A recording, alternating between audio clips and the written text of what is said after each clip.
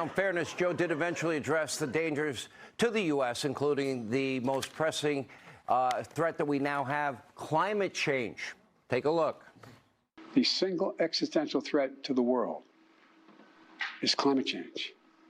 We don't have a lot of time, and that's a fact. They're even recognizing, finally, everyone's recognizing America.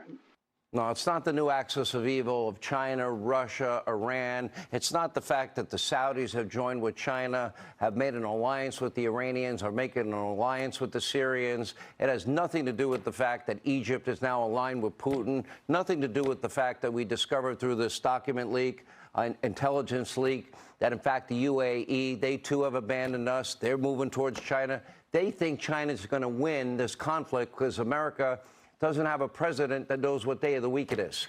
Here with reaction, author of the upcoming book, Serenity in the Storm, which means I need to breathe in and breathe out.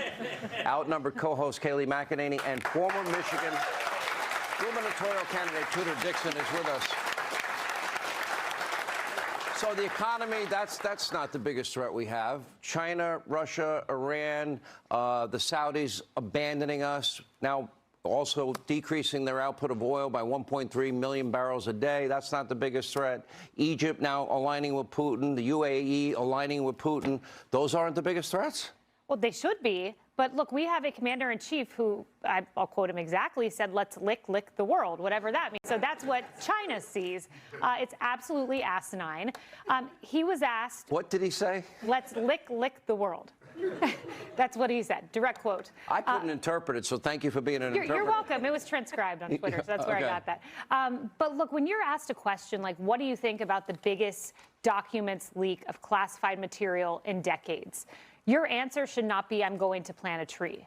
Your answer should be, I will get to the bottom of this. This is inexcusable. We will safeguard America's secrets. Something like that. But as he's saying this, his official White House Twitter account literally posted a Biden family tree. It ended with Joe Biden. I guess they didn't want us to track his family members down and all his business dealings, so the tree ends with Biden. But these are not the kinds of signals you put out, as you point out, China's flexing their muscles, Iran, North Korea, all around the world. You don't talk about planting trees. You don't put out family trees. You show strength, and we don't have a commander-in-chief who's doing that. And it's not only foreign policy. Tudor Dixon, look at the economy. Now we have even the Fed predicting that we're heading into yet another Biden recession. And as you pointed out, the rest of the world is looking to China right now. We see President Macron meeting with China. We see China meeting with Russia. These are dangerous times when we see people turning to China because they know China has that much power right now. And when we talk about Joe Biden being asked about this leak, I honestly looked at his face and thought, I'm not 100% sure he's been told about the leak. I don't know if he thinks it's the garden hose while they're planting the tree. I'm not sure if he even understands it. But when you have a president who is clearly suffering from dementia, the rest of the world, you can even see the Polish or the Irish. You're raising a very important point, because even Democrats are now saying, and God bless Senator Dianne Feinstein, I wish her the best of health, but she has been in a significant cognitive decline. It is an open secret in Washington. So they now are saying it's time to go. Who's going to be the first Democrat that has the courage to say, Joe, you're not up to the job? Someone should. Look, Ro Khanna raised... How about his own wife? Yes, his own wife, seriously, because the American people, I mean, their vote's in. They were asked, does he have the stamina and sharpness to be president effectively? That was a CNN poll, 32% yes, 35% think he inspires confidence. I mean, these ratings are low, and Ro Khanna raised a really important point. He's a Democrat. He said, you know, and I'll paraphrase him here, if we have an elected official, you need to be able to actually represent your constituents. And he was talking about Feinstein. He was talking about Feinstein, but it's time for someone to say that about President Joe Biden. I mean, the numbers reflect it. The numbers reflect it, but most Democrats don't want him to even run. And, okay, Robert F. Kennedy Jr., we've invited him on the program. We'll give him a fair opportunity to, you know, put out his message. I know some people might agree with him. He was anti-vaccine, for example. However, every other position, I think I'll probably disagree with him on. But some are thinking and are believing that he could be a real challenge to Joe Biden. Do you believe that's so? I think the Democrats have made it clear that once they choose a candidate, they choose a candidate, and that candidate will be strong. And I don't see a lot of people coming around Kennedy right now. I see what happened in 2020 happening again if he chooses to run. But I think behind the scenes, they are panicked. They're panicked because you talk about Jill Biden. Jill Biden is a master at making it seem like he's fine, but she's not there right now. His son is clearly freaking out that his father has dementia. You could see in his face, you could see the body language. I think men... He's hoping he gets his pardon before something happens to Biden.